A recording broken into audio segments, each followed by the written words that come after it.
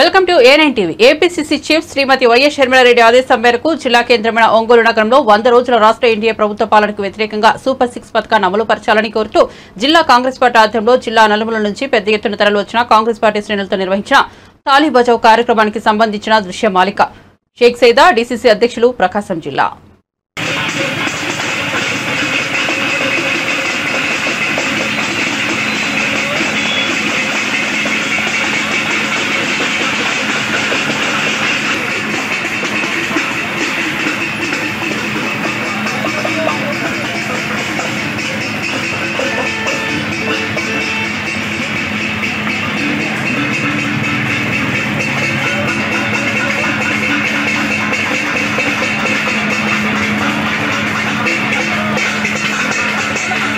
జిల్లా కేంద్రాల్లో పెద్ద ఎత్తున సూపర్ 6 పథకం అమలు పరచకుండా ఈ రాష్ట్ర ప్రభుత్వం మొండి నిద్ర పోతున్నందుకు నిరసనగా ఈ నిద్రపోతున్న ఈ ప్రభుత్వాన్ని నిద్ర లేపేందుకు కాంగ్రెస్ పార్టీ ఆధ్వర్యంలో తాలీ బజావ్ పేరుతోటి మరి ఈ కార్యక్రమం నిర్వహిస్తూ ఉన్నాం.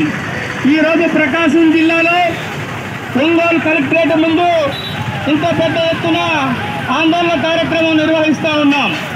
మరి ఈ కార్యక్రమానికి తరలి వచ్చినటువంటి మీ అందరికి కూడా పేరు పేరున నమస్కారం, ధన్యవాదాలు తెలియజేస్తూ ముందు కూడా ఈ కార్యక్రమ దిగ్విజయానికి జిల్లాలో నిర్వహించినటువంటి అనేక కార్యక్రమాలకి మీరందరూ తరలి రావాలని చెప్పి కోరుతా ఉన్నా. ఈరోజు మీరు గమనించినట్లయితే ఈ యొక్క ఎన్డీఏ ప్రభుత్వం చంద్రబాబు గారు అనేక మాయ మాటలతో, మోసపు మాటలతో ప్రజల్ని నమ్మించి వంచి నేను అధికారంలోకి రాగానే మరి అన్ని పథకాలను అమలుపరుస్తా అని చెప్పి మాయ మాటలు చెప్పినటువంటి విషయం మనం చూసాం.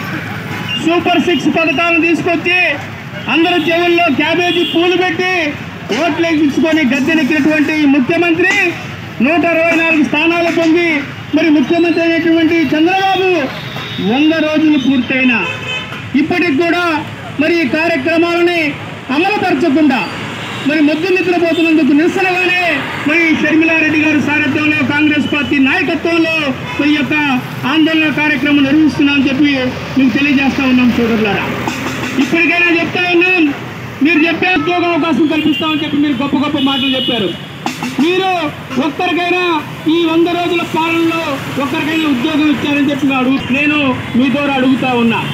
అలాగే మనం చూసినట్లయితే మహిళలందరికీ ఉచిత బస్సు సౌకర్యం కల్పించినటువంటి విషయాన్ని మీకు గుర్తు చేస్తా ఉన్నాం. మరొక కర్ణాటకలో కాంగ్రెస్ ప్రభుత్వం మరి అధికారంలో ఉన్నటువంటి 15 రోజుల్లోనే ఉచిత బస్సు సౌకర్యాన్ని కల్పించిన విషయాన్ని కూడా మీకు తెలియజేస్తా ఉన్నా. అలాగే అనేక చెప్పకుండా అనేకమైనటువంటి సంక్షేమ పథకాల్ని ఏడాదికి 3 ఉచిత గ్యాస్ సిలిండర్లు ఇస్తామని చెప్పినటువంటి పెద్ద మనిషి ఎక్కడైనా ఇప్పటికీ ఒక్క గ్యాస్ సిలిండర్ ఇచ్చారని చెప్పి అడుగుతా ఉన్నాం. ఇప్పటికీ మరి 100 రోజులు దాటిపోయింది. మీరు ఈ యొక్క పథకాన్ని అమలుపరిచారంటే పంటని సాగు చేసుకోవడం కోసం, వ్యవసాయ పనుల నిమిత్తం కోసం రబీ సీజన్లో, ఖరీఫ్ సీజన్లో మరి 20,000 రూపాయల ఆర్థిక సాయం చేస్తానన్నాడే.